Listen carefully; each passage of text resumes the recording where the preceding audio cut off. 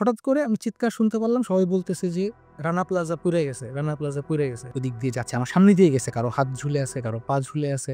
BGMEA পার্সপেক্টিভটা বোঝা, policy মেকারদের পার্সপেক্টিভটা বোঝা, ওনারদের একটা পার্সপেক্টিভ বোঝা। আর সবাই R&D সেক্টরকে গালাগালি করতেছে। ইকোনমিক্স না বুঝলে সাস্টেইনেবিলিটিটাকে কখনো ইনগ্রেভ করা যায় না। Kind of a potboiler, মানে সেন্সেশনাল অবস্থা আরকি। আপনি ট্রেন্ড কি দেখছেন সামনের দিকে আরএমজি সাস্টেনেবিলিটির ক্ষেত্রে? So as long age sustainability is concern, তখন তো মানে টক অফ দ্য টাউন এবং ব্র্যান্ডগুলো সব চলে যাচ্ছে, এরকম একটা ভয় আমরা পাচ্ছিলাম। এই গ্লোবাল ব্র্যান্ডগুলোর ইম্প্যাক্ট কেমন আমাদের সাস্টেনেবিলিটি প্র্যাকটিসকে রিশেপ করার ক্ষেত্রে? আমি যদি জাস্ট নাম্বারসও বলি আরকি, 2013-তে আমাদের এক্সপোর্ট কত ছিল? 19.5 বিলিয়ন অর সামথিং। এখন it has reached to 47 billion. Yes, there are changes. Most of them are, say, ECR. সাস্টেইনেবিলিটির টোটাল পাইয়ের হয়তো 30%।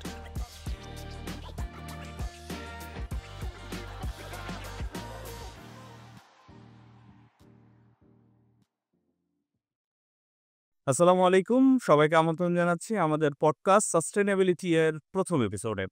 আমরা এই পডকাস্টে সাস্টেনেবিলিটি বিভিন্ন অংশ, পরিবেশের সুরক্ষা, সামাজিক দায়বদ্ধতা বা গভর্নেন্স রিলেটেড বিভিন্ন ইস্যুতে আমরা ইন্ডাস্ট্রি এক্সপার্ট এবং থট লিডারদের সঙ্গে কথা বলবো এবং আমরা জানার চেষ্টা করব কিভাবে আমাদের সমাজকে, আমাদের দেশকে তারা তাদের কাজের মাধ্যমে এগিয়ে নিয়ে যাওয়ার চেষ্টা করছে। আমরা শুধু আলোচনার মধ্যে সীমাবদ্ধ না থেকে নতুন নতুন আইডিয়া, নতুন নতুন চ্যালেঞ্জ, নতুন নতুন সম্ভাবনা সবকিছু নিয়ে কথা বলবো আমাদের এই পডকাস্টে। আমরা অত্যন্ত আনন্দিত যে আমাদের আজকের প্রথম এপিসোডে আমরা পেয়েছি আমাদের সঙ্গে আমাদের অত্যন্ত পরিচিত এবং আপনারা সবাই চিনবেন এই ফিল্ডে যারা কাজ করছেন সাস্টেনেবিলিটি নিয়ে, আমাদের একজন ইন্ডাস্ট্রি এক্সপার্ট এবং একজন genuine thought leader Mohammad Monowar Hossain ভাইকে। মনোয়ার হোসেন ভাই এই মুহূর্তে আমাদের সঙ্গে জয়েন করেছেন এবং তিনি টিম গ্রুপে হেড অফ সাস্টেনেবিলিটি হিসেবে কাজ করছেন। প্রায় ১৬ বছর ধরে তিনি পরিবেশ সুরক্ষার বিভিন্ন অংশ নিয়ে, ইএসজি ইমপ্লিমেন্টেশন নিয়ে, সাস্টেনেবিলিটি নিয়ে কাজ করছেন এবং আমরা সবাই আসলে এই ফিল্ডে মনোয়ার ভাইকে চিনি আসলে তার ১০ বছরেরও বেশি সময় বিজিএমইএতে জয়েন্ট সেক্রেটারি থাকাকালীন সময়ে বাংলাদেশের এই ল্যান্ডস্কেপে যে পরিবর্তনগুলো হয়েছিল, অনেক ক্ষেত্রে মনোয়ার ভাই কর্নারস্টোনের মতো কাজ করেছে আমাদের জন্য। সো মনোয়ার ভাই, আপনাকে ধন্যবাদ আমাদের পডকাস্টে আসার জন্য। আপনাকে স্বাগত জানাচ্ছি। Thank you Tasnim, thank you to be here. Thank you very much. ভাইয়া, আমরা আসলে আ আমাদের পুরো আলোচনাটা শুরু করার আগে আমরা আসলে একটু জানার চেষ্টা করব যে আপনার সাস্টেনেবিলিটি জার্নি কিভাবে হলো? কিভাবে আপনি আসলে আরএমজির যে সাস্টেনেবিলিটি পার্ট আছে সেটার সঙ্গে জড়িয়ে গেলেন? Well, it's not by choice, আসলে ইটস বাই লাক। আমি পার্সোনালি একটা জিনিস বিশ্বাস করি যে আমাদের আল্লাহ তাআলা আমাদের জন্য যা রাখেন, যা ঠিক করে রাখেন সেটা ভালোর জন্যই করেন। তো আমি মানুষ হিসেবে আসলে ওরকম। আমি অলওয়েজ একটা ফ্রি ফ্রি ফলিং মুড এ থাকি। I always try to collect whatever comes in my way and I try to materialize those things. So আমি পড়াশোনা শুরু করি হচ্ছে খুলনা বিশ্ববিদ্যালয়ে পরিবেশ বিজ্ঞান বিভাগে। সো এটা বাই চয়েস ছিল। আমার পড়তে ইচ্ছা করেছে ওই সাবজেক্টটা। তো সেখানে পড়াশোনা শেষ করলাম। And to be very honest, RMG তে কাজ করব এটা আমার কখনোই চিন্তায় ছিল না। কারণ আমি আমাদের বড় ভাইদেরকে দেখেছি, তারা অলমোস্ট সবাই দেশের বাইরে পড়তে চলে গিয়েছেন, পিএইচডি করেছেন, টিচার হয়েছেন। সো আমারও এক ধরনের ওরকমই একটা অ্যাসপিরেশনস ছিল। হোয়াটএভার, তো ঢাকায় আসলাম। আ এসে I started working with a company called Amra Resources. So that's basically a very renowned machine supplier company বাংলাদেশের। তো ওখানে আমি জয়েন করলাম হচ্ছে environmental engineer হিসেবে। হুম। সো ইটিপি নিয়ে কাজ করা। তো প্রচুর পড়াশোনা করছি। আ ফ্যাক্টরিতে যাচ্ছি। ১ম একটা ফ্যাক্টরিতে গেলাম। সেটার নাম হচ্ছে আম ইকোটেক্স। হুম। সো ওইখানের ইটিপিটা কমিশনিং হচ্ছে। তো আমরা তো আসলে বইয়ে পড়েছি ইটিপির ফ্লো একরকম। সো যেটা যখন সামনে যেয়ে দেখলাম আসলে ইটস আ ম্যাসিভ একটা structure. Yes. It was a kind of a shock. And then আমরা তো আসলে জানি কি ধরনের রিঅ্যাকশন ফেরাস সালফেট লাইন দিয়ে রিঅ্যাকশন করতে হয়। আমরা আ প্রচুর ল্যাবে এই ধরনের রিঅ্যাকশন করেছি, দেখেছি। কিন্তু যখন একটা বড় একটা বিশাল বড় একটা স্ট্রাকচারে আম প্রতি ঘন্টায় প্রায় 100 আ আ মিটার কিউবের মতো ফ্লো যাচ্ছে, এত বড় একটা ইটিপি কোটেক্স এর জন্য। Quotex is a huge battery. So ওই পার্সপেক্টিভ এ তখন এটা একটা ধাক্কা ছিল। তো আমি ১ম যেই কারখানাটা ভিজিট করতে যাই সেটা হচ্ছে ইকোটেক্স। সো আমরা তো আসলে ল্যাবে একরকমভাবে ইস্যু গুলোকে ট্যাকল করে আমরা জানি যে রিঅ্যাকশনস গুলো কি। সেটা দেখা এক জিনিস, আর একটা বিশাল বড় একটা স্থাপনা, অনেক বড় একটা এটিপি, অনেক বেশি ফ্লুয়েন্ট, প্রায় 100 মিটার কিউব ফ্লো পার আওয়ারে। সো দেখে আমি একটু ভড়কে যাই। বাট তারপর একটা কথা আছে না যে ইঞ্জিনিয়ার্স কনফিডেন্স বলতে একটা ব্যাপার আছে না? So I know how to do that. And then ওইখানকার যারা, যে ইঞ্জিনিয়ার্সরা আসলে এই টিপিটা বুঝে নেবে, আমি তো কমিশনে গিয়েছি, they are like asking many questions. So আমি একটু ভড়কে যাই। তারপর আমি চিন্তা করি, ওকে, ব্যাপার না। I know it. So I started to, having the avatar of a very expert environmental engineer with that confidence. I try to answer all of their questions. তারপরে যেটা হলো যে এটিপি কমিশন করার সময় অনেক রকমের চ্যালেঞ্জ হয়, সেগুলো মিটিগেট করা। I also get trained from যারা এটিপি প্রোভাইডার, যে প্রিন্সিপাল কোম্পানিজ, তাদের কাছ থেকেও ট্রেন আপ হই। তো আস্তে, আস্তে ইন্ডাস্ট্রির সাথে একটা কানেক্টিভিটি শুরু হলো। আমার আরো ভালো লাগতে শুরু করলো। কাজ করছি, বিভিন্ন ফ্যাক্টরিতে যাচ্ছি। So it's kind of a lifestyle. এটা আমার কাছে খুব ভাল লাগতো। ফ্যাক্টরিতে যাচ্ছি, অনেক মানুষের সাথে পরিচয় হচ্ছে। আ বড়, বড় ইন্ডাস্ট্রি দেখতে পাচ্ছি। It's kind of seeing is believing. যেগুলো বইয়ের পাতায় ছিল সেগুলো এখন মনে হচ্ছে যে আমি সামনে দেখতে পাচ্ছি হাউ ইট ওয়ার্কস। এটা একটা বিষয়। আর ওই সময়টাতে আসলে ইন্ডাস্ট্রিয়াল একটা বুম হচ্ছিল বাংলাদেশে। আমি যদি ২০০৯-১০ এর কথা বলি, তখন ইন্ডাস্ট্রি একটা ম্যাচিউর শেপের দিকে অগ্রসর হচ্ছে ওই সময়টা। কাজ করছি তো ওই সময় আমার আ আ মনে হলো যে আ আসলে এনভায়রনমেন্টাল সায়েন্স এ তো আমরা অনেক কিছু শিখেছি। Um ETP is just small part of it. আমরা যদি সাস্টেইনেবিলিটির কথা বলি, it actually goes beyond much more than that. তো সেটাকে যদি আমি শার্পেন করতে চাই, আমাকে অনেক পড়তে হবে, অনেক জানতে হবে এবং এই ধরনের কাজগুলো করতে জানতে হবে। তখন আমি একটা বিজ্ঞাপন দেখলাম বিডি জবসে, যে জিআইজেড এ ট্রেইনি এনভায়রনমেন্টাল কনসালটেন্ট নেবে। তো ওইখানে আমি এপ্লাই করলাম। পরীক্ষা দিতে গিয়ে দেখি ওইখানে প্রায় ৪০-৫০ জন, এবং যাদের মধ্যে প্রায় ৩৫ জনই হচ্ছে বুয়েট থেকে আসছে। আচ্ছা। সো আই ওয়াজ থিংকিং, ওকে, আমার চান্সেস ইজ ভেরি লো। তো যাই হোক, হোয়াটএভার পরীক্ষা দিলাম। সামহাউ আই, ৫ টা অ্যাসেসমেন্ট হলো, but somehow I stood first all the that's exam. Great. Then started my journey with GIZ. Hmm. ওইখানে আম ভেরি গ্রেটফুল। আমি ওখানে মেন্টর হিসেবে পেলাম ইকবাল ভাইকে। আচ্ছা। ইকবাল ভাই এখন লিন্ডেক্সের সাউথ এশিয়ান রিজিয়নের head of sustainable. Exactly. Iqbal ভাইকে পেলাম। নিশাত আপু ছিলেন ওই প্রজেক্টের ম্যানেজার, যিনি এখন আইএফসি ব্যাক প্রোগ্রামের ম্যানেজার। হুম। সো এই দুজনকে পেলাম আসলে আমি আমার বস হিসেবে বা মেন্টর হিসেবে। ইকবাল ভাইকে আসলে বস বলবো না। এখনো আমি ওনার কাছ থেকে ডিসকাস করি, ওনার কাছ থেকে জানার চেষ্টা করি। হি is such a nice heart. তো তারপর ওখানে আমরা শুরু করলাম একটা প্রজেক্ট, সেটা হচ্ছে EMAS, eco efficiency management and audit scheme, which is build on EMS 14001। তো ওইটার টার্গেটেড ছিল আমরা মোট ৯ টা ফ্যাক্টরিতে we will be implementing this project. Hmm. তো ৯ জন কনসালটেন্ট ছিলেন, তাদের মধ্যে সেগুলো ডিস্ট্রিবিউট করে দেওয়া হলো। তো তার মধ্যে কিছু ছিল ট্রেনি কনসালটেন্ট, কিছু ছিলেন এক্সপার্ট, মানে সিনিয়র কনসালটেন্টস হুম। ছিলেন। তো আমার ভাগ্যে পড়ল হচ্ছে মাস্কো ইন্ডাস্ট্রিজ। সেখানে গেলাম, কাজ করা শুরু করলাম। আ আমার ডেজ ফিক্স করা ছিল, বাট আমি তার থেকেও বেশি যেতাম আসলে। কারণ আমার কাছে যেতে খুব ভাল লাগে। আচ্ছা। ইন্ডাস্ট্রি দেখছি, মানুষের সাথে মিশছি। তো ওইখানে ইএমএস ইমপ্লিমেন্টেশন শুরু করলাম। ইমাস ইমপ্লিমেন্টেশন শুরু করলাম। একই সাথে আবার কেমিক্যাল ম্যানেজমেন্টের বিষয়টাও আসলো। ওকে। আমি যে সময়ের কথা বলছি, তখন আসলে environmental management system is a not known to anybody. Around ২০১০-১১। ৯-১০ সময়টাতে। ওকে। তো ওটা যখন ইমপ্লিমেন্ট করতে গেলাম, আমাদের যে কনসালটেন্ট ছিলেন জার্মান থেকে, ডক্টর হেইঞ্জ, তো উনি আমাদেরকে আসলে কোনো কিছু তৈরি করে দিতেন না। উনি আমাদেরকে শুধু কনসেপ্ট বুঝাতেন আর বলতেন যে, "ওকে, তুমি এভাবে করে একটা টেমপ্লেট ডেভেলপ করো। আসপেক্ট ইমপেক্ট আইডেন্টিফিকেশন, স্কোরিং এভাবে করতে হয়, এভাবে করো। তুমি পুরো প্রসেসটা ইকো ম্যাপিং করো। দেখো যে কোন জায়গায় আসপেক্টস আছে, বের করো।" তো আমি দিনরাত পড়তেছি এবং খুব মজা লাগতেছে। আমি সকালবেলা যাই ফ্যাক্টরিতে ঘুরি, বিকেলে সাথে বসে, বসে পড়ি। হুম। তো খুব ভালো লাগতে শুরু করলো। মানে I started enjoying it, এবং যেটা হয়, I got the reward. Iqbal ভাই বলল যে, "তুমি আসলে অনেক ভালো করতেছো।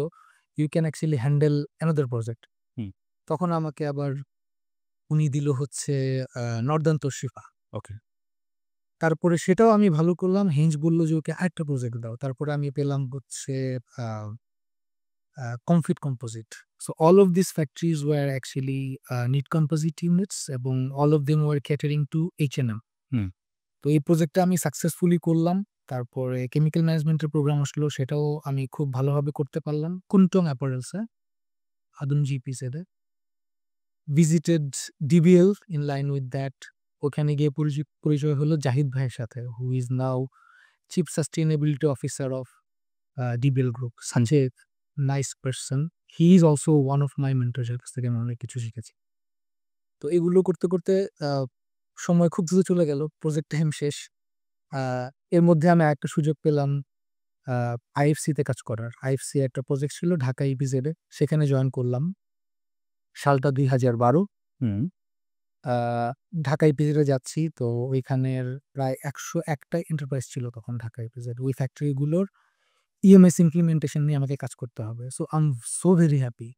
আমার বাহিরে আসতে ইচ্ছা করে না। তো আমি কি করলাম, ইপিজেড এর অফিসিয়াল হিসেবে I can have a dormitory. আমি ওখানকার ডর্ম নিয়ে নিলাম। আচ্ছা। রাত ২টা বাজে একবার গাড়ি নিয়ে সেন্ট্রাল এটিপি দেখতে গেছি। মানে এত লেভেলের মানে সাধারণত এই বয়সে তো দেখা যায় যে কখন তাড়াতাড়ি বাসায় আসবো? মানে apart from staying office like 2 o'clock and all this. যেটা হয় মানে when you love your work তখন এক্সাক্ট কাজটাকে কাজ মনে হয় না। কাজটা তখন প্যাশনে যখন পরিণত হয় তখন খুব ভাল লাগে। সো এমনও হইছে আমি বেবজার জিএম স্যারের ঝাড়িও খাইছি যে, "Why you are doing so much? ওকে। আ বাসায় যাও, এনজয় your life." তো আমি হচ্ছে গাড়ি ঠিক করে রাখতাম, সার্টেন ভিজিটে যেতাম যেন সিইটিপিটা প্রপারলি কাজ করে। ওদের বিভিন্ন প্রবলেম আসতো সেগুলোকে সলভ করার ট্রাই করতাম। I enjoyed a lot মানে কাজ করাটা এত বেশি এনজয় করেছি এবং ওই সময়টাতে অনেক ফ্যাক্টরি আসতো আমার কাছে যে, আ "ভাই আপনি এমনিতে দেখতে আসেন এক কথা, আমাদেরকে আসলে ইএমএস ইমপ্লিমেন্টেশন করে দেন। আমাদেরকে পারলে কিছু ট্রেনিং দেন।" তো আমি আমার কাজের দায়িত্বের বাইরে গিয়েও ট্রেনিং দিতাম। এমনিতেই মানে কোনো টাকা পয়সার হুম, হুম, ইনভলভমেন্ট নেই। এমনিতেই দিলাম, ভাল লাগতো। কারণ কি আমার মনে হচ্ছে যে আমি মানে এটা কোনো অচলায়তন না। আমি যে জিনিসটা একটা কাজ করতেছি সেটার ইমপ্যাক্ট দেখতে পাচ্ছি। সো হুম, এটা একটা মজা। আর দ্বিতীয়ত একদম নতুন বিষয় তো। আ ওই সময় আসলে অত লেভেলের উস্তাদ নাই। সো এক ধরনের মানে এনজয়মেন্ট ও ছিল। ওই বয়সে মানে সবাই তো রেসপেক্ট দিচ্ছে হুম, আরকি। হুম, হুম। সো এগুলো করতেছি। তখন আমি হচ্ছে এই বেবজায় কাজ করি। তো ২৪শে এপ্রিল ২০১৩ ওইদিন হরতাল ছিল। তো আমার বেবজা থেকে আমি একটা ট্রান্সপোর্ট পেতাম। ওই ট্রান্সপোর্টটা ওইদিন এভেইল করতে পারিনি। বাট ওই যে আমার যেতেই হবে, তো আমি হচ্ছে বাসে করে রওনা দিলাম। আমার বাসা ছিল কলাবাগান। সেখান থেকে ওই সাভারের একটা বাসে উঠে গেলাম। উঠে আগাচ্ছি। আ বেলা ৯:৩০ মনে হয় হবে। হঠাৎ করে মানে দেখি যে বাসটা থেমে গেল। তো বাস থেকে নামলাম, নেমে চিন্তা করলাম যে একটা সিগারেট খাই, একটু চাটা খাই। হঠাৎ করে আমি চিৎকার শুনতে পারলাম, সবাই বলতেছে যে, "রানা প্লাজা পুড়ে গেছে, রানা প্লাজা পুড়ে গেছে।" I was like, "Rana plaza তো বড় বিল্ডিং পুড়ে গেছে?" মানে I just unheard it. হুম, হুম। এরকম মনে হয় কিছু হয় নাই। তো আমি জাস্ট সিগারেটের ১ টা ২ টা টান দিলাম। দূর থেকে দেখতেছি যে অনেক মানুষের হইচই, মানুষজন আসতেছে। এবং তারপরের যেই ০.৫ ঘন্টা আমি ওখানে দাঁড়িয়েছিলাম, যা আমি দেখেছি, আল্লাহ যেন আমাকে এরকম জিনিস আর না দেখায়।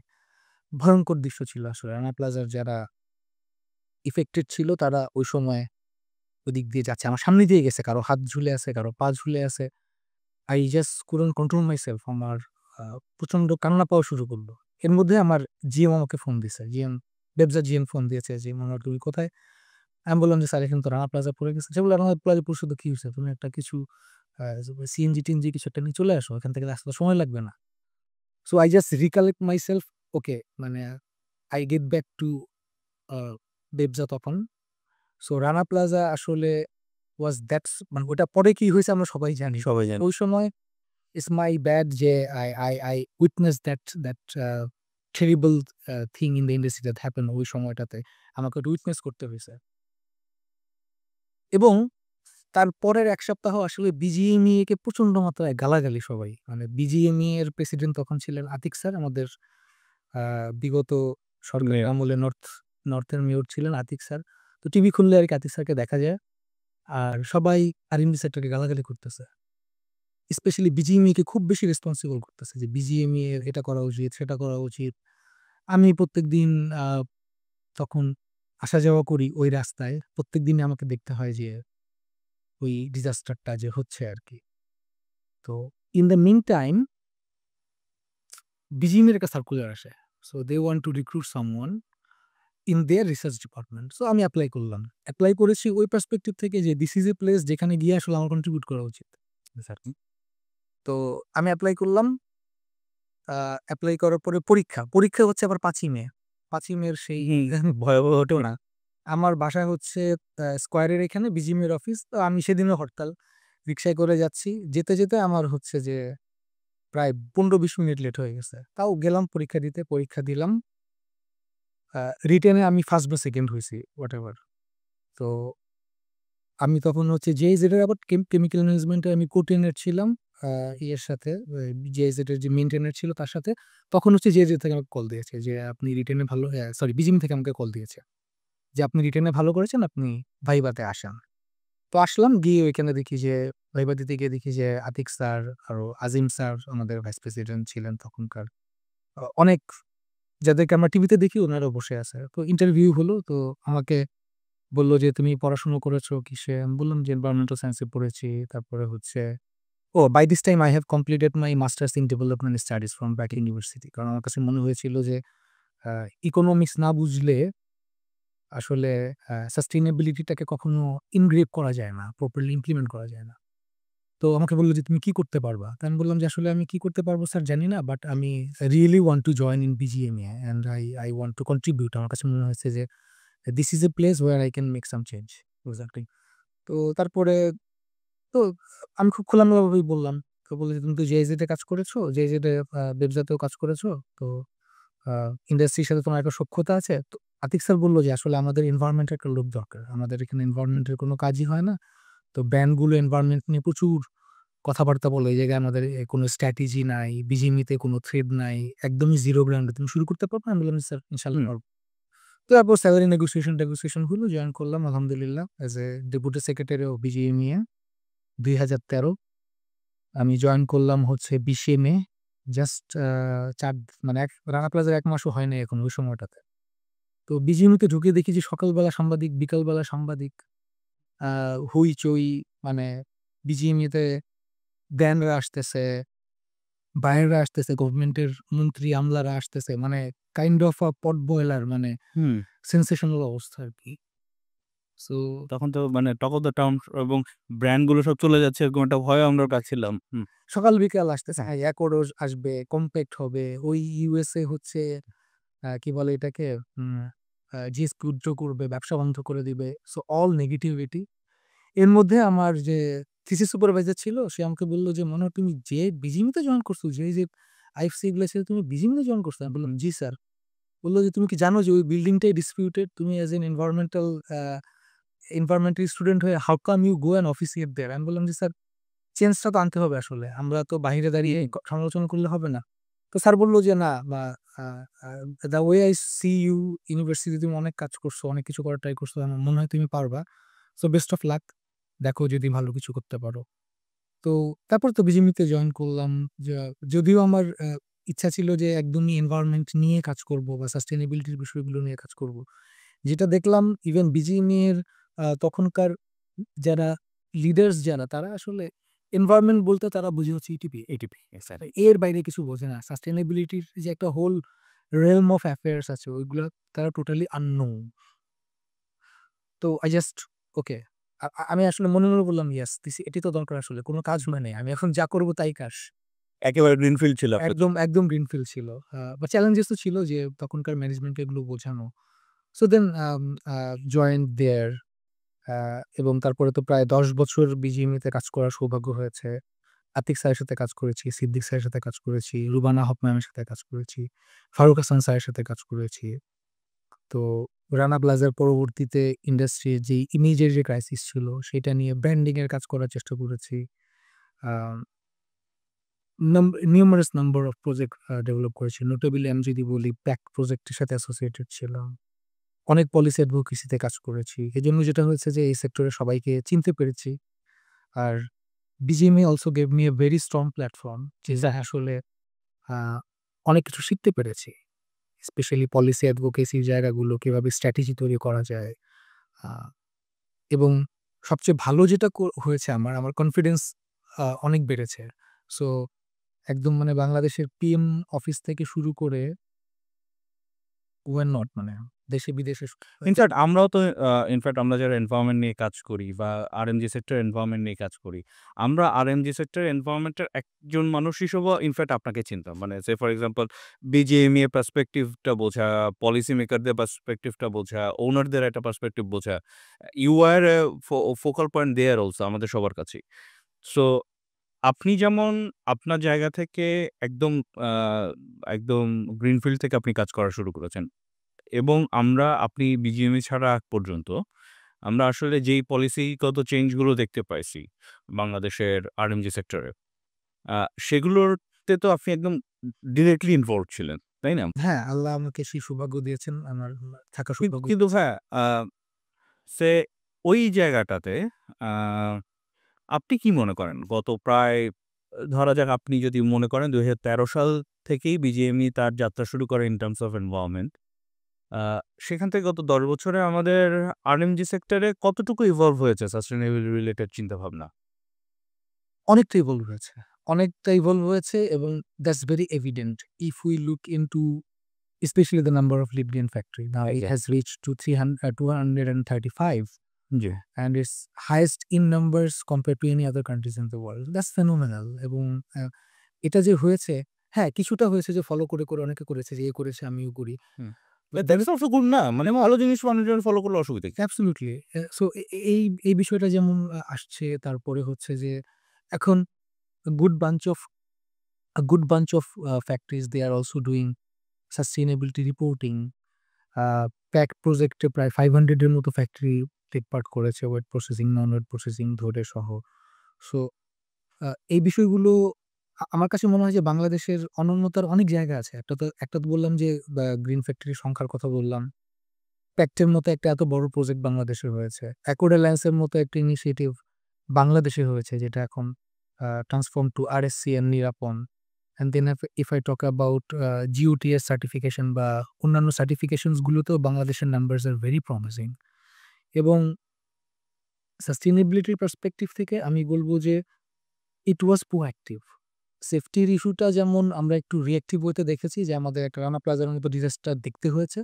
তারপরে আমরা সেফটির ক্ষেত্রে অগ্রসর হয়েছি। আমি বলব যে সাস্টেইনেবিলিটি বা গ্রিনিং এর জায়গাটাতে বা ইকো ফ্রেন্ডলি ইন্ডাস্ট্রিয়ালাইজেশন এর জায়গাটাতে উই ওয়ার ভেরি প্রোঅ্যাক্টিভ। এবং আ আমি যদি জাস্ট নাম্বারস ও বলি আরকি ২০১৩ তে আমাদের এক্সপোর্ট কত ছিল? ১৯.৫ বিলিয়ন অর সামথিং। এখন it has reached to 47 billion.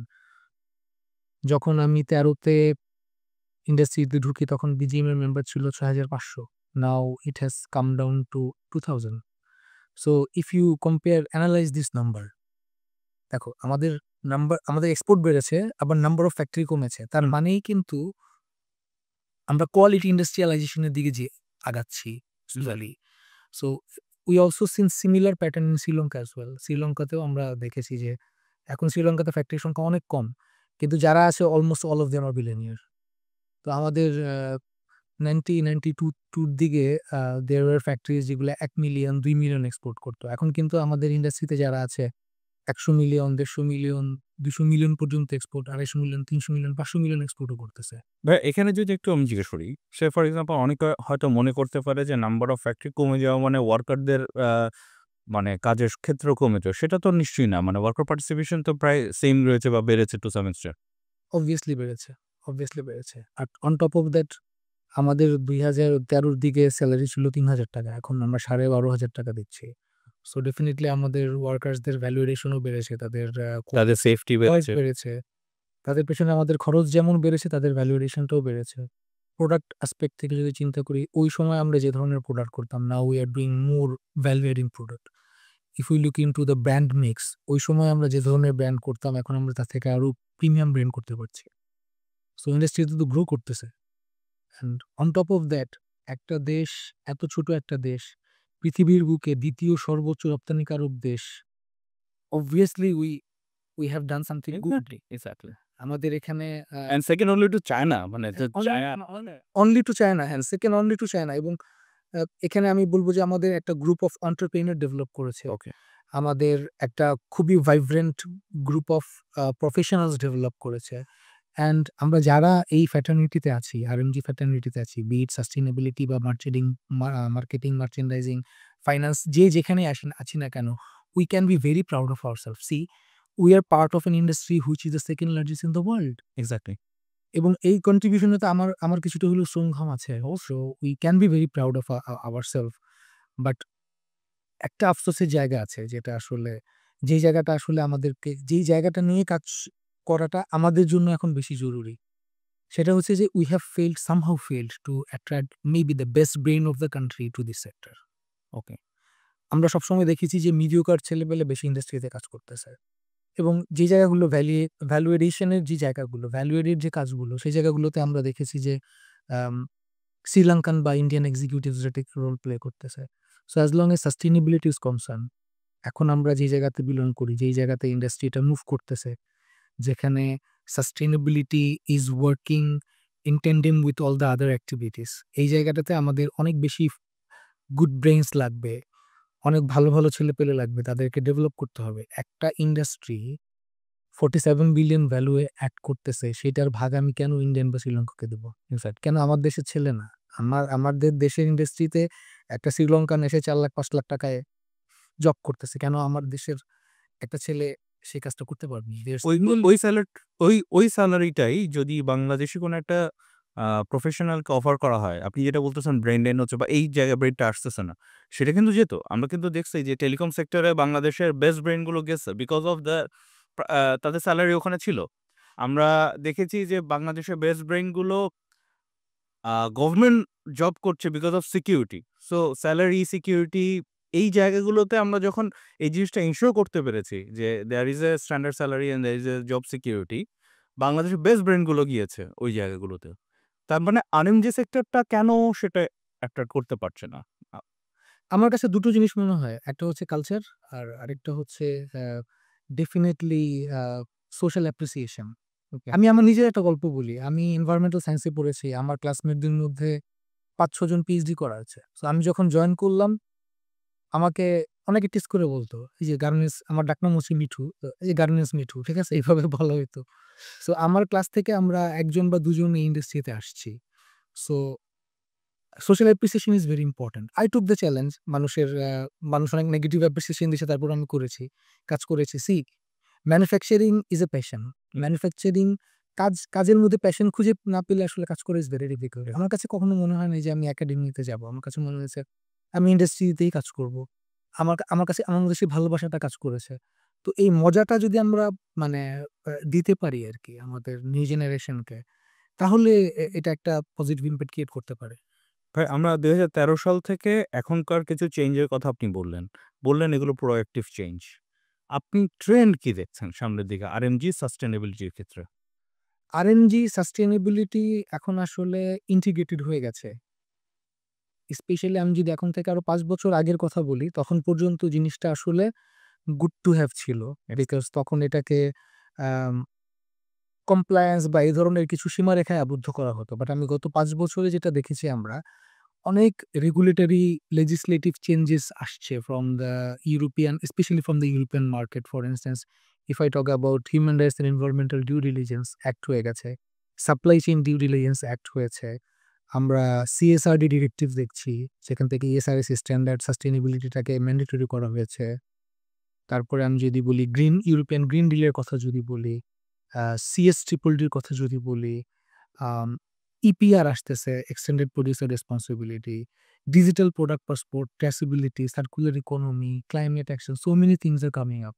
So ইউরোপিয়ানরা যেটা করছে, which is our major market because 60% of our product goes to Europe. ওরা যেটা করতেছে, সাস্টেইনেবিলিটিটাকে বিজনেসের একটা প্যারামিটার হিসেবে এড করে নিচ্ছে। সো ধরেন একটা ব্র্যান্ড রেজিস্টার্ড ইন জার্মানি। এখন জার্মানিতে যদি একটা ল চেঞ্জ হয়, that particular brand has to adhere to that law. Exactly. Now ও আসলে প্রোডাক্ট সোর্স করতেছে কোত্থেকে? চায়না, বাংলাদেশ, ভিয়েতনাম, ইন্ডিয়া, এসব জায়গা থেকে সোর্স করতেছে। সো আমরা যারা এই ব্র্যান্ডগুলোকে কেটার করতেছি, we are somehow compelled to have our process in equal to their footprint. Otherwise, আমি তো তার strategic supplier হতে পারবো না। হুম। So therefore, to some extent, we are compelled Yep. to do that.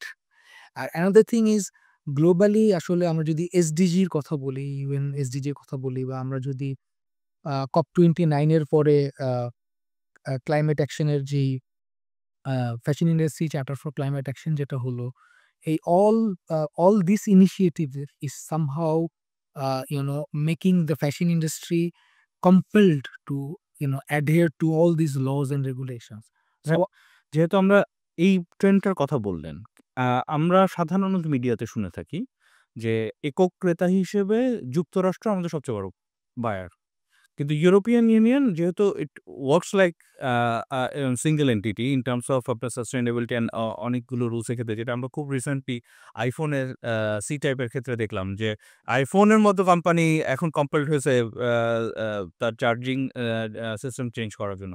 ঠিক আছে দ্যাট আমরা খুব রিসেন্টলি শুনছি যেহেতু ট্রাম্প এসেছে, সে অত বেশি এইসব ক্ষেত্রে হয়তো প্রেশার দেবে না, আমাদের সাস্টেইনেবিলিটি জার্নিতে এই জায়গায় একটা চেঞ্জ আসবে।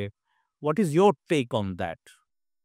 well, definitely there will have some sort of repercussions due to the withdrawal of USA from the Paris Agreement. Exactly. Having said that, আমার মার্কেটের 60% তো আসলে ইইউ থেকে জেনারেটেড হয়। Okay. আমার মার্কেট তো মেজর ওইটা। এখন আমি একটা ফ্যাক্টরি যখন ডেভেলপ করি, আমি তো ডেডিকেটেডলি ইউএস মার্কেটের জন্য ফ্যাক্টরি বানাই না ভাই। I cater to US brand, I cater to European brand. Exactly. এবং অলমোস্ট মোস্ট অফ দ্য ফ্যাক্টরিতে দেখা যায় যে ইউরোপিয়ান ব্র্যান্ডদের একটা ডমিন্যান্স থাকে। সো আমি যখন যেই মার্কেটের পোর্শনটা বেশি, আমার ফ্যাক্টরির অ্যাক্টিভিটিস গুলো তো ওই ব্র্যান্ড বা ওই অরিজিনের উপর বেস করে ডেভেলপ করা, এবং সেখানে ইউএসএ হয়তো ইকোনমিক্সের ভাষায় বলতে গেলে ফ্রি রাইডার হবে, বাট আমাকে আমার যে কাজ সেটা করে যেতে হবে। এবং গতকাল ম্যাকেনজি একটা রিপোর্ট দেখলাম, ওরা প্রতি বছর একটা রিপোর্ট করে স্টেট অফ ফ্যাশন 2025, জাস্ট 15ই জানুয়ারি এটা রিলিজ হয়েছে। আমি গতকাল ওটা পড়েছি সারাদিন বসে বসে। তো ওইখানে কিন্তু বাংলাদেশের রিনিউয়েবল এনার্জি এবং ক্লাইমেট অ্যাকশনে বাংলাদেশের অ্যাক্টিভিটিসকে প্রেস করা হয়েছে। Okay. That's right. So specially আমাদের রিনিউয়েবল এনার্জিতে আমাদের যেই মানে স্ট্র্যাটেজিক মুভ, আমরা প্রচুর গত কয়েক বছরে দেখছি প্রচুর সোলার প্ল্যান্ট হয়েছে, রুফটপ সোলারে প্রচুর ইনভেস্টমেন্ট হয়েছে। সো এটাকে কিন্তু তারা প্রেস করেছে। এবং আমরা প্রচুর কাজ করছি ইট কলের ফান্ডেডে, রাইট, রুফটপ সোলারের। সো এটা মোটামুটি একটা রেভলিউশন হয়ে গেছে হয়ে- রুফটপ সোলার। আমার মনে হয় না in next 5 to 10 years there will be any RMG buildings roof left যারা হয়তো রুফটপ সোলারে যাবে না। অ্যাবসলিউটলি। সো এই যে আমরা ইনিশিয়েটিভ গুলো নিচ্ছি, it has a solid business case. তো আমি তো এখন ক্যাটার করছি আসলে মূলত ভলিউম বেস ব্র্যান্ডগুলোকে, মানে আমি যদি H&M ইনারিক্সের কথা বলি, তারপর তো আমাকে এর পরের স্তরে যেতে হবে, প্রিমিয়াম ব্র্যান্ডের দিকে যেতে হবে, আমাকে স্পোর্টস ব্র্যান্ডের দিকে যেতে হবে। If I look into Nike, Puma, even Adidas, বা আমি একদম খুব প্রিমিয়াম ব্র্যান্ডের কথাও যদি চিন্তা করি, তাদের কিন্তু ক্লাইমেট রিলেটেড বা এনভায়রনমেন্ট বা সাস্টেইনেবিলিটি তাদের যে প্লেজেস গুলো আছে, দ্যাটস ভেরি হাই। সো আমার এখন কস্ট অফ ডুইং বিজনেস যেভাবে বাড়ছে, I can not keep doing business with low brand. আমাকে আরো হাই ব্র্যান্ডের ব্র্যান্ড মিক্সিং এ হাই ভ্যালুয়েটেড বা ভ্যালুয়েটেড ব্র্যান্ডের পোর্শনটা বাড়াতে হবে, মিক্স এন্ড ম্যাচ করতে হবে। সেই দিকে যেতে গেলে আমাকে সাস্টেইনেবিলিটির দিকে যেতেই হবে। ভাই যেহেতু ব্র্যান্ডগুলোর কথা বললেন, এই গ্লোবাল ব্র্যান্ডগুলোর ইম্প্যাক্ট কেমন আমাদের সাস্টেইনেবিলিটি প্র্যাকটিসকে রিশেপ করার ক্ষেত্রে? I think they played a pivotal role. Okay. Especially বাংলাদেশের ক্ষেত্রে আমি যদি বলি, আমি বলব যে Inditex, H&M, Lindex, these brands played a tremendous role because ওরা যেটা করে, বেস্ট সেলারের কথা বলতে পারি। ওরা যেটা করে, যখন তারা কোনো পার্টিকুলার সাপ্লায়ারের সাথে কোনো একটা স্ট্র্যাটেজিক কোলাবোরেশনে যায়, they assess their strategic sustainability goals and visions. যখন দেখে যে না, ওকে, আমার ভিশনের সাথে সাপ্লায়ার ভিশন মিলছে, তার উপর বেস করে কিন্তু সে সাপ্লাই রেটিং করে। যদি দেখে যে না, আমার ক্লাইমেট প্লেজ আছে, আমি ডাইভার্সিটি, ইকুইটি, ইনক্লুশন নিয়ে কাজ করি, আমি হিউম্যান রাইটস নিয়ে কাজ করি, তখন ব্র্যান্ডরা একটা আস্থা পায় যে না, এই সাপ্লায়ার আমাকে ডুবাবে না, এবং তার স্ট্র্যাটেজিক গোলগুলো আমার স্ট্র্যাটেজিক গোলের সাথে অ্যালাইন। সো তখন ওরা একটা আস্থা পায়, তাদের সাথে ব্যবসা করে। এবং একই সাথে ওরা কিন্তু একটা সময় কমপ্লায়েন্সের জায়গা থেকে তারা কিন্তু এক ধরনের পিউনিটিভ অ্যাকশনে যেত, যে তোমার হচ্ছে না ভাই, তুমি যাও। এখন কিন্তু ব্যাপারটা এরকম না। Specially in the post HRED and legislative action, brands গুলো কিন্তু এখন হ্যান্ড হলে অ্যাপ্রোচে যাচ্ছে যে ভাই, লেট আস গ্রো টুগেদার, তোমার কি সাপোর্ট লাগবে, লেট আস ওয়ার্ক। ওরা সাপ্লায়ার কনফারেন্স করছে, ওরা ওদের স্ট্র্যাটেজিগুলো ওপেন করে দিচ্ছে যে দেখো ভাই আমি কিন্তু এদিকে যাব, তোমাকে এই জায়গাতে তোমাকে you have to develop your capacity and all. So all together আমার কাছে মনে হয় যে brands definitely playing a pivotal role. At the same time বাংলাদেশের ব্যবসায়ীরাও এখন বুঝতে শিখেছে, অ্যাটলিস্ট সবাই না হলেও টপ 200 এর কথা যদি বলি, দে হ্যাভ অলসো আন্ডারস্ট্যান্ড যে সাস্টেনেবিলিটির ইস্যুগুলোকে বিজনেস ল্যান্ডস্কেপের সাথে প্রপারলি ইন্টিগ্রেট করতে না পারলে তারা লং রানে সাস্টেইন করতে পারবে না। কিন্তু যদি তারা ইন্টিগ্রেট করতে চায় আরএমজি সেক্টরে, what do you think are the major challenges এই মুহূর্তে সাস্টেনেবিলিটি অ্যাক্টিভিটিগুলোকে অ্যাডপ্ট করার ক্ষেত্রে বাংলাদেশের পার্সপেক্টিভ থেকে? I think the major blow is especially for the SMEs. I will say যে বিগ যারা বড় টপ 200 যারা এক্সপোর্টার আছে তাদের জন্য ইটস নট এ চ্যালেঞ্জ।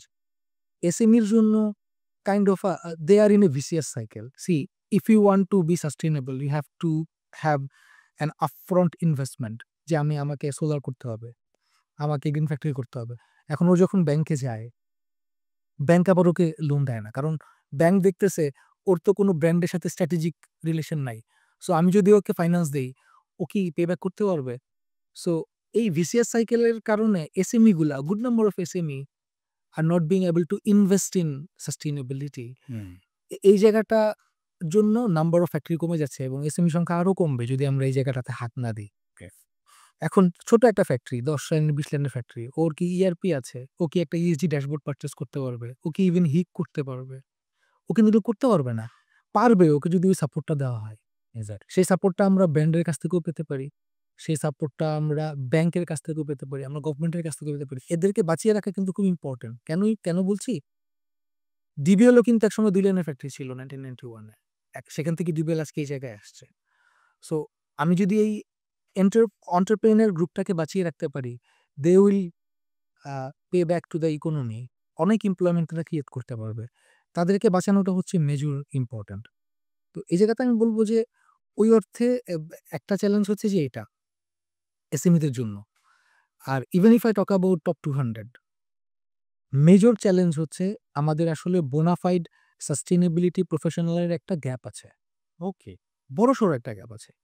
আমাদের আছে প্রফেশনাল, বাট তারা আসলে ECR, environment and chemical responsible বলতে আমরা যেই প্রফেশনালদেরকে চিনি ওনাদের কথা বলছি।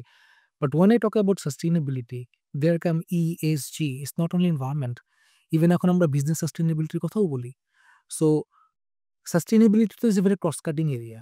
সাস্টেইনেবিলিটিকে ব্র্যান্ডিং বুঝতে হয়, সাস্টেইনেবিলিটিকে এনভায়রনমেন্ট বুঝতে হয়, গভর্নেন্স বুঝতে হয়, সোশ্যাল ইস্যুগুলো বুঝতে হয়, ইকোনমিক অ্যাসপেক্টস গুলো বুঝতে হয়। তো এই যে মানে একটা কম্পিটেন্সি গুলোকে যদি আমি জট ডাউন করি, সবকিছু মিলায় যে জিনিসটা দাঁড়ায়, ওই লেভেলের কম্পিটেন্সি নিয়ে এরকম কিন্তু কোনো ইনস্টিটিউট থেকে কিন্তু কোনো রিসোর্সেস বের হয় না। সো আমি দেখতেছি যে আমাদের এনভায়রনমেন্টাল সায়েন্সের ছেলেপেলেরাই সাস্টেইনেবিলিটিতে বেশি আসতেছে, to be very honest. But ব্যতিক্রমও আছে। আমি উর্মি গ্রুপের ফখরুলের কথা বলতে পারি। He also connected to me for a long time. তো ফখরুল কিন্তু পড়াশোনা করেছে হচ্ছে ফার্মেসিতে। সো পরবর্তীতে সে আবার এনভায়রনমেন্টাল সায়েন্সে পড়েছে এবং he is doing very good, মাশাআল্লাহ। I am proud of him. পহল এবং আমাদের সাস্টেনেবিলিটির বিভিন্ন ফোরামেও ভাইয়ের সঙ্গে আমাদের কথা হয়।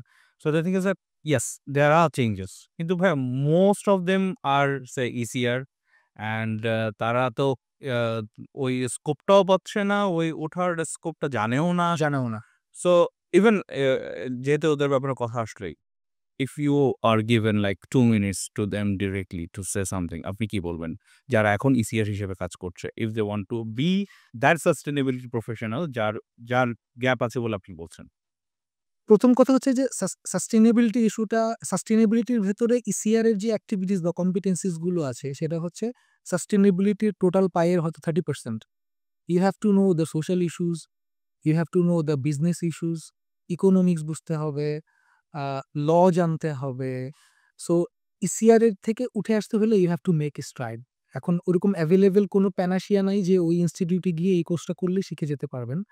আপনাদেরকে কন্টিনিউয়াসলি নিজেকে টপ আপ করতে হবে উইথ দ্য কম্পিটেন্সিজ অ্যান্ড নলেজ। একটা ছোট কোর্স করলেন, আহ, সেখান থেকে আপনি এনভায়রনমেন্টাল ল শিখলেন ফর ইনস্ট্যান্স। একটা ছোট কোর্স করলেন, আপনি সেখান থেকে মার্কেটিং সম্পর্কে জ্ঞান নিতে পারেন, আপনি ইকোনমিক্স সম্পর্কে জ্ঞান নিতে পারেন।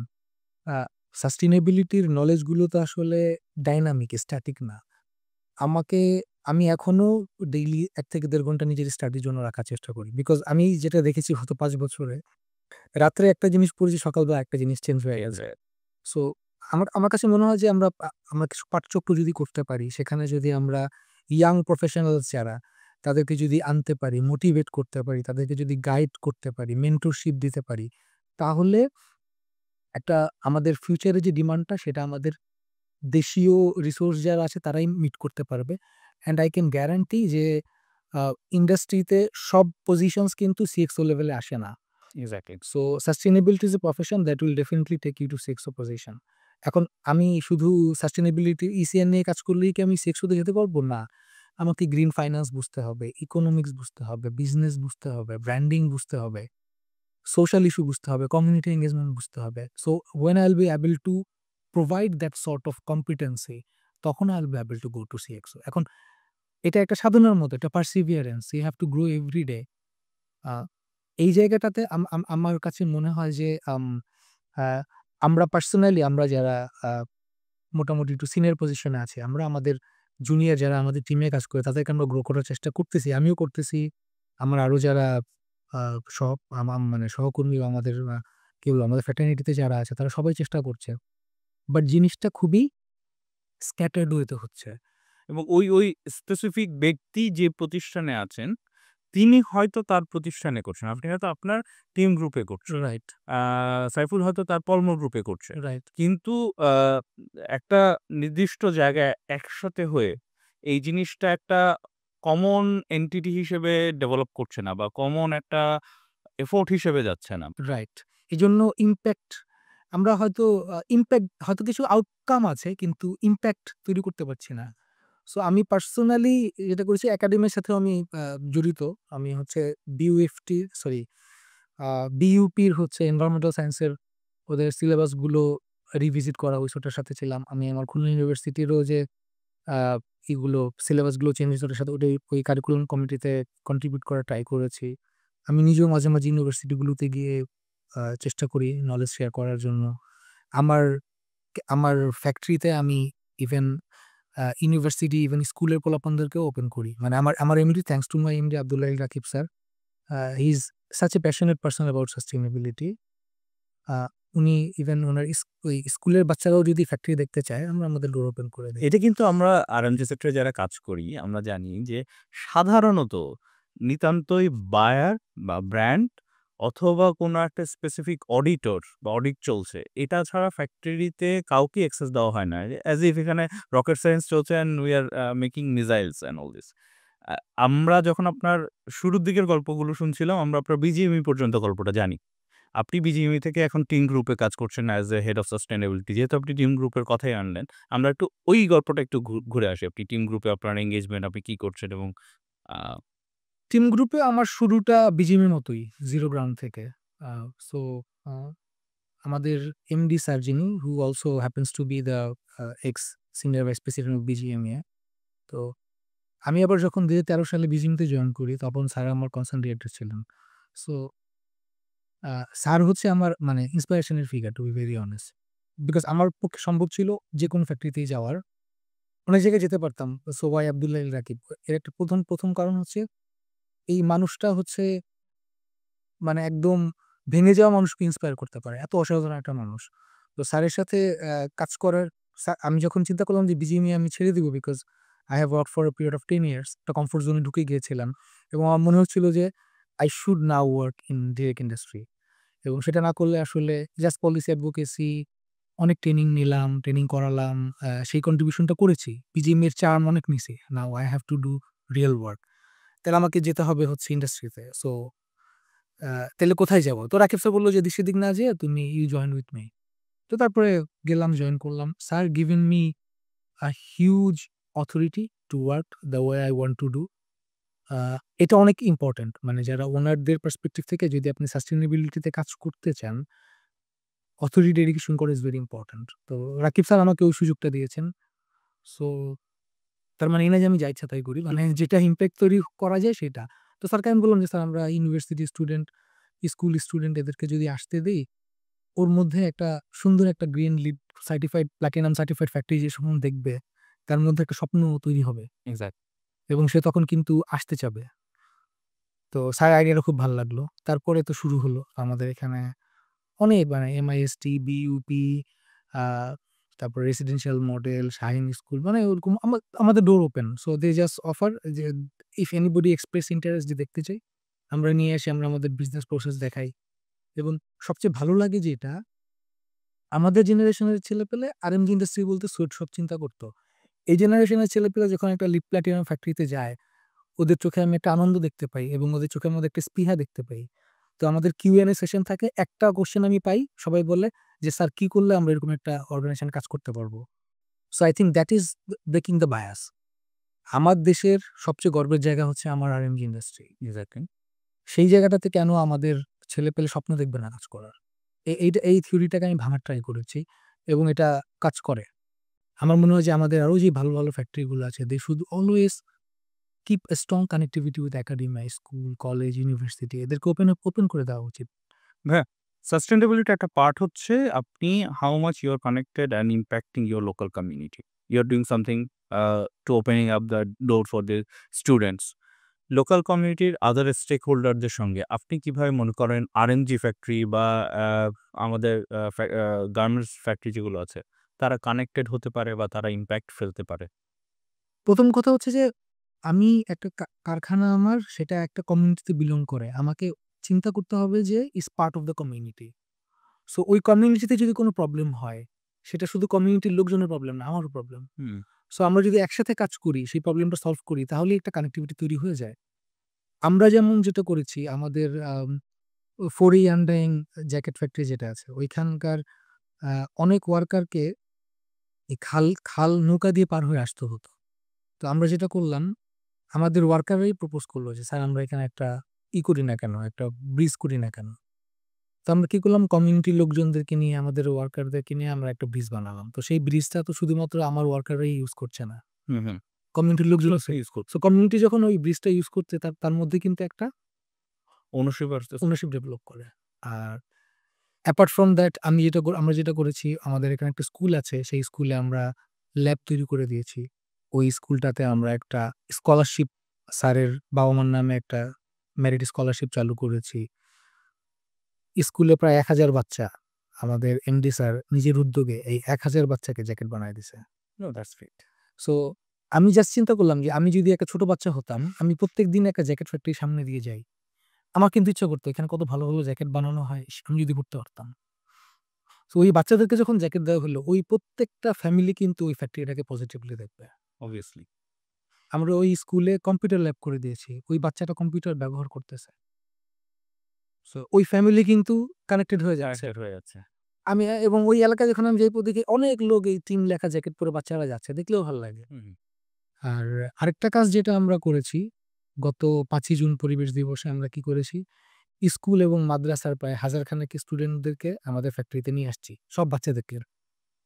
প্রত্যেকে র‍্যালি করে আসছে। প্রত্যেককে আমরা একটা করে গাছ দিয়ে দিয়েছি। বেশ সো তারা আসছে, একটা গাছ নিয়েছে এবং শপথ করে গেছে যে এই গাছটা তারা বাঁচায় রাখবে।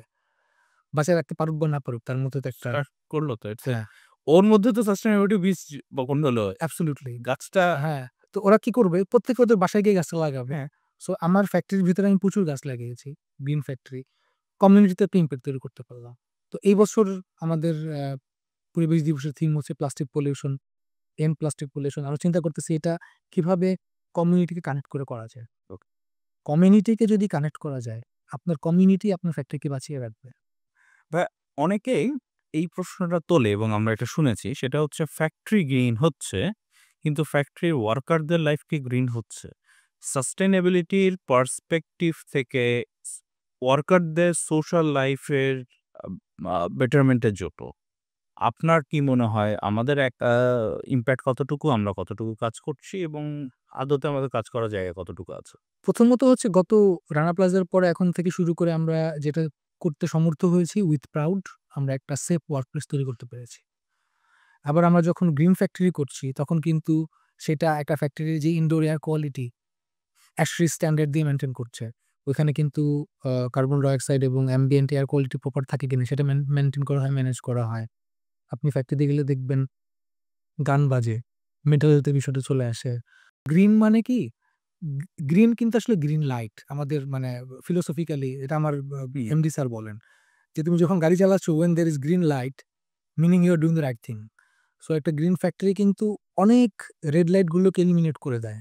আমরা ওয়ার্কারের হেলথ দেখি, আমরা ওয়ার্কারের ওয়েল বিইং দেখি। একটা ভালো পরিবেশে সে যখন কাজ করে তার প্রোডাক্টিভিটিও বাড়ে। তো আমরা ইন্ডাস্ট্রিতে গ্লোবাল লিডার হতে চাই। তাহলে আমাকে কি করতে হবে? এই রাস্তায় হাঁটতে গেলে, এই লক্ষ্যে পৌঁছাতে গেলে রাস্তায় যতগুলা রেড লাইট থাকবে সেগুলোকে গ্রিনে কনভার্ট করে ফেলতে হবে। তাইলে কিন্তু আমরা পৌঁছে যাবো। Exactly. So I firmly believe যে আমরা apart I mean regardless we have so many obstacles but then again Bangladesh RMG ইন্ডাস্ট্রির বিউটিটা হচ্ছে it shows its character মানে rising from the rebels Phoenix পাখির মতো মানে এই রানা প্লাজা হইলো, তাজরিন হইলো ফায়ারে, এই ইন্ডাস্ট্রি শেষ। এই রানা প্লাজা হইলো, ইন্ডাস্ট্রি শেষ। ২০০৫ সালে WTO তে আমরা করলাম। হ্যাঁ, সে সময় বলা হচ্ছিল ইন্ডাস্ট্রি শেষ। এমএফএ কোটা ফেজ আউটের পরে হ্যাঁ, শেষ। তো প্রত্যেকটা সময় আমাদের entrepreneur যারা আছেন I salute to them. I have seen almost all of them very closely. আল্লাহ উনাদেরকে দিয়ে আমাদের ইন্ডাস্ট্রিরও যে যেমন একটা উন্নয়ন ঘটিয়েছেন, অনেক মানুষের জীবন বদলেছে। আমাদেরও যে কিঞ্চিৎ রুটি-রুজি বা রেসপেক্ট সমাজে পাই, সেটাও ইন্ডাস্ট্রির কারণেই পাই। তো ওনাদের হাত দিয়ে উঠছে এবং সবচেয়ে ইম্পোর্টেন্ট আমাদের শ্রমিকদের শ্রম ঘাম দিয়ে উঠছে। সো আমি একটা ছোট্ট গল্প বলি যে ইন্ডাস্ট্রি লাইফ চেঞ্জ করে কিনা। আ আমি যখন বিজিএমইতে আমরা অ্যাপারেল স্টোরি একটা ম্যাগাজিন করি। তো ইপিলিয়নে আমি একটা স্টোরি করতে গিয়েছি। ইপিলিয়নে আমাদের সর্বজন শ্রদ্ধেয় আমাদের রিয়াজ স্যার আর ওনার ভাই জুনায়েদ স্যার। তো উনাদের একটা ওয়ার্কারের গল্প আমি একটা স্টোরি করতে গিয়েছি। তো ওই লোকের নাম হচ্ছে রেনু ভাই। হুম। আপনি যদি কখনো ইপিলিয়নে যান দেখবেন যে ওদের ফেয়ার প্রাইস শপের নাম হচ্ছে রেনু। আচ্ছা। তো আমি হচ্ছে জুনায়েদ স্যারকে জিজ্ঞেস করলাম, "স্যার রেনু কি আপনার বোনের নাম বা এরকম?" বলছে, "না, Renu is the first worker we recruited." আচ্ছা।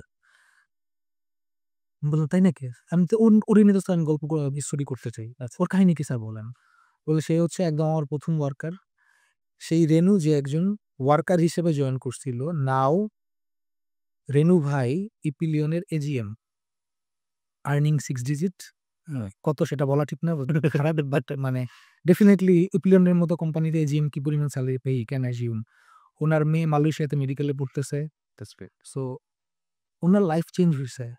আমি যখন রেনু ভাইয়ের ইন্টারভিউ নিচ্ছিলাম, so he was crying and she is so humble. Uh আমাকে সে শাস্তার বলছেন যে, "রেনু ভাই just I am your brother."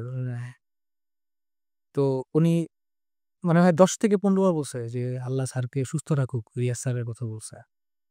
So এরকম অনেক রেনু আছে কিন্তু। আমাদের ফ্যাক্টরিতেও আছে। অনেক ফ্যাক্টরিতে আমি দেখেছি যে স্টার্টেড আমাদের ফ্যাক্টরিতে একজন আছেন সাথী আপা। Hmm. She is a senior technical manager. Started his career at a salary of 1000। উনি আলহামদুলিল্লাহ প্রায় 6 ডিজিটের কাছাকাছি চলে গেছেন। Within a span of 10 years. Hmm. So উনি এখন বাসায় ২ জন কাজের লোক রাখেন। উনার ছেলে-মেয়ে ইউনিভার্সিটিতে পড়তেছে। সাভারে উনি একটা বাড়ি করেছেন। তো এরকম অনেক গল্প আছে ভাই মানে আ বলে শেষ করা যাবে না। সো ইন্ডাস্ট্রি মানুষের জীবন চেঞ্জ করেছে ভাই। অনেকটা করেছে। যেই মেয়েটাকে তার হাসব্যান্ড আ উঠতে বসতে গালি দিত আর পিটাইতো, সেই মেয়েটাকে তার হাসব্যান্ড অটোতে করে নিয়ে যায়। কারণ কি সে জানে যে আ এই তার বউ হচ্ছে তার জন্য একটা প্রফিট সেন্টার, কস্ট সেন্টার না। সো ইন্ডাস্ট্রি কি করেছে? এই আনইউজড লেবার ফোর্সটাকে অ্যাসেট এ কনভার্ট করছে। আনইউজড লেবার ফোর্সটাকে কস্ট সেন্টার থেকে প্রফিট সেন্টারে নিয়ে আসছে। তাকে রেসপেক্ট দিয়েছে। সো এটাই তো অনেক বড় কন্ট্রিবিউশন। আমার সাথী আপা আ যার কথা বললাম আমাদের factory she is A technical manager. উনি আমাকে একদিন বলতেছে যে, "স্যার আমার স্বপ্ন আমি একদিন এই ফ্যাক্টরির অপারেশনস হেড হব।" আমি বললাম আমি মন থেকেই বলছি, আপা আমি আমার সর্বোচ্চটুকু দিয়ে আল্লাহর কাছে আপনার জন্য দোয়া করি। আল্লাহ যেন আপনার স্বপ্ন পূরণ করে।" এবং উনাকে নিয়ে এখন টিভিতে একটা ইন্টারভিউ করছে। ওরা একটা পর্ব করছে। আচ্ছা। সো সি একটা ইন্ডাস্ট্রি যদি শোষণই করত, একটা ইন্ডাস্ট্রি যদি শাসন করত, মানুষের ক্ষতি করত, সেই ইন্ডাস্ট্রিকে আল্লাহ এত উপরে আনতো না। I might sound maybe very old school sort of, but I firmly believe আ যে ইন্ডাস্ট্রি যেকোনো কাজ বা উদ্দেশ্য যদি ভালো কিছু করে আল্লাহ সেটাকে টিকায় রাখে। সো এই ইন্ডাস্ট্রি হাজার হাজার মানুষের জীবন পাল্টাইছে ভাই। We are also beneficiary from that. Every one of us আমাদের যতটুকু রুটি-রুজি হচ্ছে ইন্ডাস্ট্রির মাধ্যমে হচ্ছে। সো এবং আমি যদি জিজ্ঞেস করি, আমাদের ইন্ডাস্ট্রিটা আমাদের একটা ধারণা আছে এবং এই ধারণাটা সত্য যে আর&ডি ইন্ডাস্ট্রির আ এই এত বড় ব্যাপ্তি বাংলাদেশে হওয়ার পেছনে একটা বড় কারণ হচ্ছে বাংলাদেশের cheap labour. Which is to some extent true international মার্কেটের এগেইনস্ট এ যদি আপনি চিন্তা করেন। কিন্তু এই জায়গায় এসে যখন আমরা একটা প্রায় $50 বিলিয়ন ইন্ডাস্ট্রি আমরা যখন আরো বড় হওয়ার চিন্তা করছি, তখন কি শুধু চিপ লিভারের উপর ভিত্তি করে আমরা ইন্ডাস্ট্রিকে আগাতে এগিয়ে নিয়ে যেতে পারবো? নাকি আমাদের এখন যথেষ্ট পরিমাণ ইনোভেশন, এফিশিয়েন্সি ইমপ্রুভমেন্ট এর প্রয়োজন আছে এবং এই জায়গায় আমরা হাঁটছি কিনা ওই রাস্তায়? See it's always about choice hmm, and it's also about how you have branded yourself. Hmm, এখন একটা ব্র্যান্ডের একজন পারচেজিং অফিসার যখন বাংলাদেশের টিকেট কাটে, ফ্রম দ্যাট ভেরি মোমেন্ট ওর মাথায় কাজ করে, আমি গিয়ে খুব সস্তায় কাপড় কিনবো। আমি যদি চিন্তা করি খুব সস্তায় কাপড় কিনবো, আমি কই যাবো? ঢাকা কলেজের অপোজিটে বা বঙ্গবাজারে?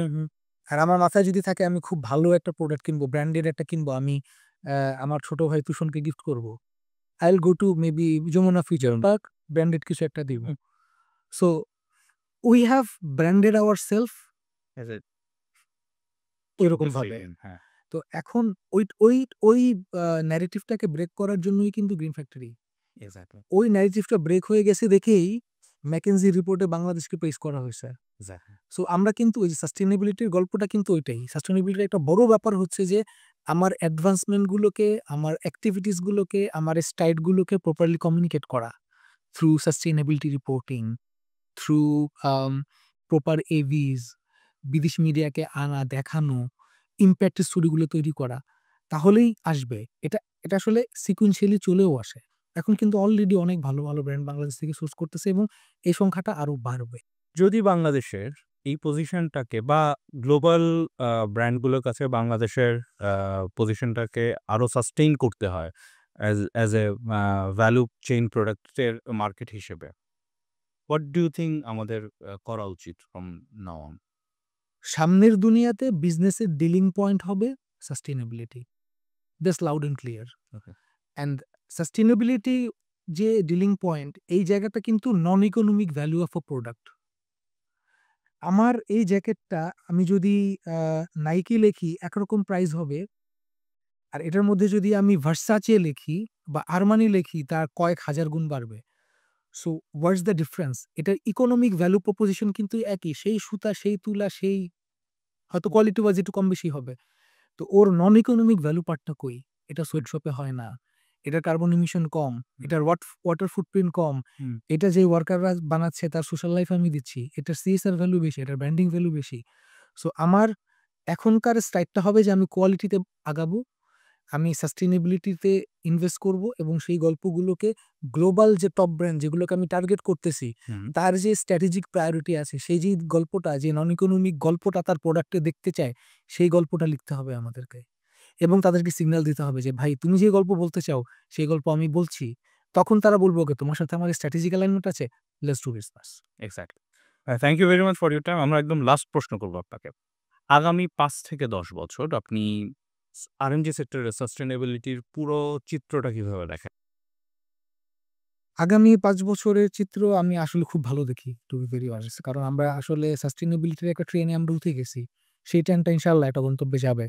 এবং গ্রিন ফ্যাক্টরি ইনভেস্টমেন্ট যদি বলি বা সাস্টেইনেবিলিটি রিপোর্টিং আ এবং অন্যান্য অ্যাডহের টু আদার স্ট্যান্ডার্ডস, এই জায়গাগুলোতে আমরা খুব ভালো করছি। এবং আমরা ভালো করব ইনশাআল্লাহ। আমাদের আরো আমাদের মনে হয় ২০৩০ এ গিয়ে আমরা কম করে হলেও ১০ থেকে ১২ টা ফ্যাক্টরি দেখব যারা, বা ২০ টা ফ্যাক্টরি দেখব যারা বিলিয়ন ডলার এক্সপোর্ট করতেছে। সো ওই বিলিয়ন ডলারটা, ওই অ্যাডিশনাল যে ডলারটা সেটা ক্যাপাসিটি দিয়ে আসবে না, ভলিউম দিয়ে আসবে না, সেটা ভ্যালু দিয়ে আসবে। একটা গল্প।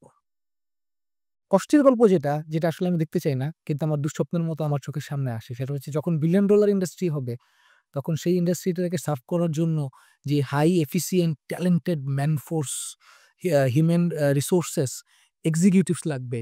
সেই জায়গাতে মাঝে, মাঝে আমি দুঃস্বপ্নের মতো দেখি যে শ্রীলঙ্কান, ইন্ডিয়ান, চাইনিজ আসতেছে। সো ওই জায়গাটাতে আমার মনে হয় যে আমাদের সবার এখন কাজ করতে হবে। আ আমাদেরকে কাজ করতে হবে, আমাদের ওনারদেরকে কাজ করতে হবে, একাডেমিয়াকে কাজ করতে হবে যে ওই যখন ১০০ বিলিয়নের ইন্ডাস্ট্রি হবে, ইনশাল্লাহ হবেই। তখন যেন আমরা ওইটার ম্যাক্সিমাম ভ্যালুটা যেন আমরা আমাদের দেশে রিটেন করতে পারি। শুধু তাই না, আমাদের দেশের কোয়ালিটি হিউম্যান রিসোর্সেস যারা হবে তারা গিয়ে লাগলে চায়না, ভিয়েতনামে গিয়ে সাপোর্ট দিয়ে আসবে। ওই স্বপ্নটা আমি দেখতে চাই এবং ওই স্বপ্নটা অ্যাচিভ করার জন্য যদি আমার পক্ষে কিছু করা সম্ভব, যতটুকু করা সম্ভব আমি করার জন্য প্রস্তুত আছি। We hope that also. আসলে মনোহর ভাইয়ের সঙ্গে গল্প করলে ২-৩ ঘন্টাতে গল্প শেষ হবে না সাস্টেইনেবিলিটি নিয়ে। মনোহর ভাইকে থ্যাংক ইউ ভেরি মাচ। আ আ অনেক ধন্যবাদ যে আ আপনি আপনার এত গুরুত্বপূর্ণ সময় থেকে আমাদেরকে সময় দিয়েছেন। We are very lucky and very grateful to you. Uh uh আজকে আমরা আসলে সাস্টেইনেবিলিটির ওভারঅল যে পিকচারটা এনার্জি সেক্টরের সেটা নিয়ে মনোহর ভাইয়ের সঙ্গে গল্প করলাম, বোঝার চেষ্টা করলাম আমাদের এক্সিস্টিং ট্রেন্ড কি, আমাদের অ্যাচিভমেন্ট গুলো কি, কি এবং আমাদের ফোরকাস্ট কি সামনের জন্য। সাস্টেইনেবিলিটির ১ম এপিসোডে মনোহর ভাইয়ের চেয়ে ভালো মানুষ আর আমি চিন্তা করতে পারিনি এবং মনোহর ভাইকেও থ্যাংকস যে উনি আমাদেরকে সময় দিয়েছেন। উই হোপ দ্যাট আমাদের আগামীর যে জার্নি গুলো আছে সেই ডিসকাশন গুলোতে আমরা বিভিন্নভাবে মনোহর ভাইকে কাছে পাবো। থ্যাংক ইউ ভেরি মাচ ভাইয়া আপনার সময়ের জন্য। Thank you, Tushan, and thanks to Greenbird for organizing such an amazing program. And I'm also very proud of Tushan. upfrontly বলি সেটা হচ্ছে যে সে সাহস করেছে যে শুধু যে এসজিএস ইন্টারটেকই মানে কন্ট্রিবিউট করবে তাই না। গ্রিনবার্ডের মতো লোকাল কোম্পানি আমরা জিএসসিএস কে দেখেছি, আমাদের লোকাল অনেকগুলো কোম্পানি গ্রো করেছে। সো এই ধরনের যারা লোকাল কোম্পানি আছে তাদের আমাদের নিজস্ব একটা ক্যাপাবিলিটি তৈরি হোক। এক্সাক্টলি। গ্রিনবার্ডের জন্য শুভকামনা এবং আমি আশা করি গ্রিনবার্ড বাংলাদেশ না, শুধু Greenbird India, Greenbird Vietnam, Greenbird China হবে ইনশাআল্লাহ দোয়া করবেন আপনারা। ইনশাল্লাহ। Thank you thank you.